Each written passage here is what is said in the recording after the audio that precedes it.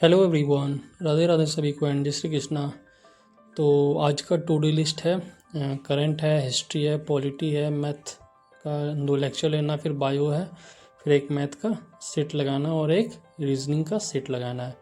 और अभी टाइम हो रहे हैं 10:42 और लगभग मैं 1 घंटा 42 मिनट मेरा ऑलरेडी पढ़ाई हो चुका है।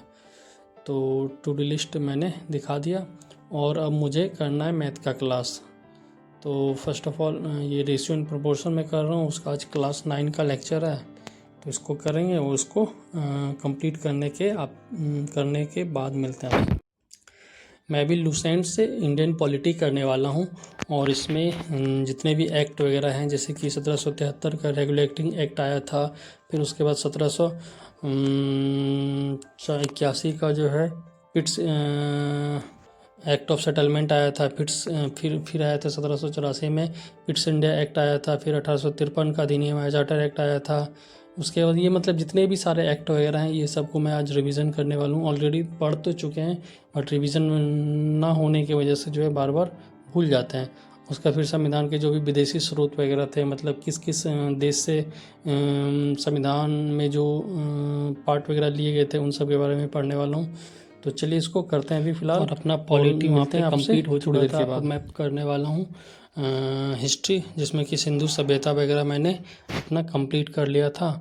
और उसके बाद जो है सिंधु सभ्यता के बाद फिर ये जो सिंधु सभ्यता में जो भी जितने भी पुरातात्विक स्थल वगैरह हैं जिनकी खोज वगैरह हुई थी, किसने खोज किया था और किस नदी के किनारे, और ये प्रेजेंट के टाइम में भी कहाँ पे है, ये सारा रेड बॉक्स में दिया हुआ रहता है। तो उसको कंप्लीट करना है। उसके बाद अभी मेरा वैदिक सभ्यता भी मैंने कर लिया था। और जो है उसके बाद फिर वैदिक सभ्यता के बाद क्या करना है, महाजनपद करना है। महाजनपद जिसमें जैसे कि आप लोग जानते होंगे कि 16 महाजनपद थे उस टाइम पे, और वे उसका अलग अलग क्षेत्र था। उसके बाद फिर जैन धर्म भी मैंने कंप्लीट अपना कर लिया था। और जैन धर्म के बाद जो है फिर बौद्ध धर्म करना था। और जैन धर्म के बारे में जो भी इम्पोर्टेंट फैक्ट वगैरह थे, जैसे कि उनकी जैन संगतियाँ कब कब हुई थी पहला, और जैन धर्म में 2 ही संगतियाँ हुई थी। एक हुआ था 300 ईसा पूर्व में और एक हुआ था ईस्वी में हुआ था। उसके बाद फिर बौद्ध धर्म के बारे में पढ़ा। तो बौद्ध का जन्म और मृत्यु वगैरह जो कि यहाँ पे मैंने अलग से इसको नोट कर दिया है, क्योंकि बार बार जैन धर्म और बौद्ध धर्म, महावीर स्वामी और गौतम बुद्ध में बराबर कन्फ्यूज़न होता है। उसके बाद फिर ये जैन बौद्ध धर्म के जो 4 संगतियाँ थी, उसका मैंने एक ट्रिक बनाया, आरबीपी के ये स्थान हो गए, और अध्यक्ष के एमएस एमबी, और जिसके शासनकाल में हुआ था एके। मतलब ये शॉर्ट नाम लिख दिया, इससे क्या होता है कि वो याद रहता है, मैं इसको जल्दी से रिकॉल कर पाता हूँ, भूलता नहीं हूँ। तो मेरा बौद्ध धर्म यहाँ पे कंप्लीट हो चुका था। अब मुझे करना है शैव धर्म, जो कि नेक्स्ट डे का टारगेट रहेगा। उसका फिर वैष्णव धर्म है, फिर इस्लाम हो गया, फिर पारसी हो गया, फिर उसके बाद फिर जो है सिकंदर, फिर उसके बाद फिर मौर्य साम्राज्य आता है। फिर मौर्य साम्राज्य को अच्छे से डिटेल से पढ़ेंगे, हालांकि इन सब चीज़ों को मैं ऑलरेडी पढ़ चुका हूँ।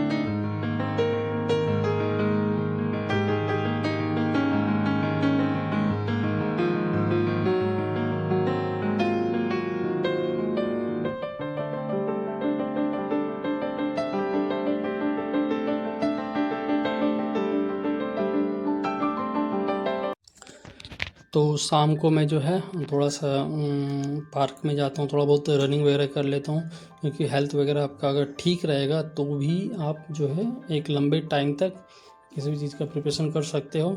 और अगर आपका हेल्थ वगैरह सही नहीं है तो फिर आगे चल कर के आपको बहुत सारी परेशानियों का सामना करना पड़ सकता है। तो जो है 1 घंटा मैं शाम को जाता हूँ, 1 सवा घंटा, जिसमें कि थोड़ा बहुत एक्सरसाइज, थोड़ा सा रनिंग वगैरह कर लेते हैं। तो ये जाना चाहिए। मॉर्निंग के टाइम पे नहीं जा पाते हैं क्योंकि सुबह थोड़ा सा उठने में प्रॉब्लम होता है। तो और अगर आप सुबह भी जाते हो ना मॉर्निंग के टाइम पे, अगर मान लीजिए आप सुबह रनिंग वगैरह करके आ जाते हो, तो वहाँ से आने के बाद एक तो आपको पहले भूख लगेगा, उसका फिर जैसे ही आप खाना वगैरह खाओगे तो आपको नींद लगेगा। मतलब मॉर्निंग टाइम जो है, जैसे मान लो कि आप 6-7 बजे तक आ जाते हो, उसके बाद ना आपको पूरा दिन नींद ही रहेगा, मतलब हरेसमेंट ज़्यादा रहता है। और शाम में क्या होता है कि आप अगर मान लो शाम को जाते हो करने के लिए, तो शाम को आओगे, खाना वगैरह बनाओगे, उसके बाद 1 आध घंटा पढ़ोगे, वैसे भी सोना ही है, नींद आता है, फटाक से नींद भी लग जाता है। तो शाम को ये ज़्यादा मेरे अकॉर्डिंग मेरे लिए ज़्यादा फ़ायदेमंद है, इसलिए मैं शाम को ज़्यादा प्रेफर करता हूँ। मॉर्निंग में क्या है, अपना अच्छे से पढ़ लेते हैं, उसके बाद फिर कोई प्रॉब्लम नहीं रहता है। पूरा दिन भर का अपना जो भी सेशन वगैरह कंप्लीट कर लेते हैं, जो भी अपना वर्क रहता है उसको कंप्लीट कर लेते हैं, इसलिए शाम को मैं चले आता हूँ। तो चलिए, मेरा ये लास्ट सेशन चल रहा था, उसके बाद फिर जो है अब मिलेंगे आपसे नेक्स्ट 21 डे का जो मैंने चैलेंज लिया हुआ है। आज ये मेरा दूसरा दिन है। तो जो है पहला दिन तो कंप्लीट हो गया था, आज ये दूसरा दिन है। इसमें कि जो है मेरे 8 घंटे तो नहीं हो पाए, लगभग 7.5 घंटे हुए हैं। तो नेक्स्ट डे मेरा टारगेट रहेगा 8 घंटे प्लस करने का, क्योंकि आधा घंटा आज कम रह गया था। तो चलिए, मिलते हैं आपसे फिर से किसी नेक्स्ट ब्लॉग में। तो अभी के लिए बस इतना ही। अगर आपको वीडियो अच्छा लगा तो प्लीज़ वीडियो को लाइक कीजिएगा, शेयर कीजिएगा अपने दोस्तों के साथ, और अगर आप चैनल पे नए हैं तो चैनल को सब्सक्राइब कीजिएगा। और हाँ, आपको अगर कोई डाउट वगैरह, कुछ सवाल वगैरह पूछने हों तो वो भी आप कमेंट में कर सकते हैं। तो चलिए, मिलते हैं आपसे थोड़ी देर के